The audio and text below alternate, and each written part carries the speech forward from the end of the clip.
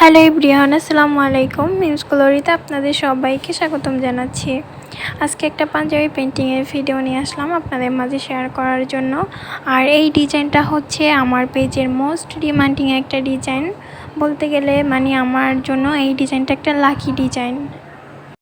এই ডেজি ফুলের ডিজাইনটা আমি প্রথম যখন করেছিলাম সেটা হচ্ছে আরও 1.5 বছর আগে। তো তখন থেকে হচ্ছে এই সেম ডিজাইনের অর্ডারটা আমি বহুবার পাইছি। তো এই জন্য আর কি বললাম যে এই ডিজাইনটা হচ্ছে আমার জন্য একটা লাকি ডিজাইন, কারণ অসংখ্যবার করা হয়েছে।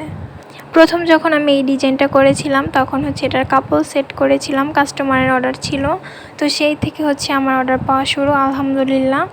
কেউ কেউ হচ্ছে সিঙ্গেল শাড়ি নিয়েছেন, কেউ আবার কাপল সেটের অর্ডার করেছিলেন, আবার কেউ কেউ হচ্ছে ফ্যামিলি সেট মিলিয়ে নিয়েছেন।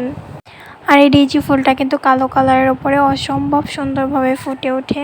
অন্যান্য কালারেও ভালো লাগে, কিন্তু আমি যতগুলো অর্ডার পেয়েছি সব থেকে বেশি পেয়েছিলাম এই কালো কালারের ওপরে। শুধু একটা মাত্র অর্ডার পেয়েছিলাম, সেটা ছিল ল্যাভেন্ডার কালারের ওপরে করা।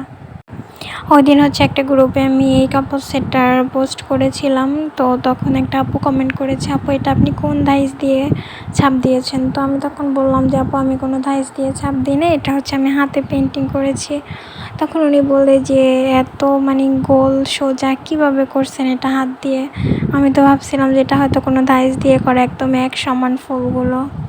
তো এরকম হচ্ছে অনেকে ওই আপুর মতো ভাবে যে আমি হয়তো বা কোনো ধাইস দিয়ে এগুলো আগে ছাপ দিয়ে নেই, তারপর হচ্ছে এটার উপরে পেন্টিং করি। আসলে এরকম কিছুই না, আমি হচ্ছে সম্পূর্ণটা হাতে পেন্টিং করি।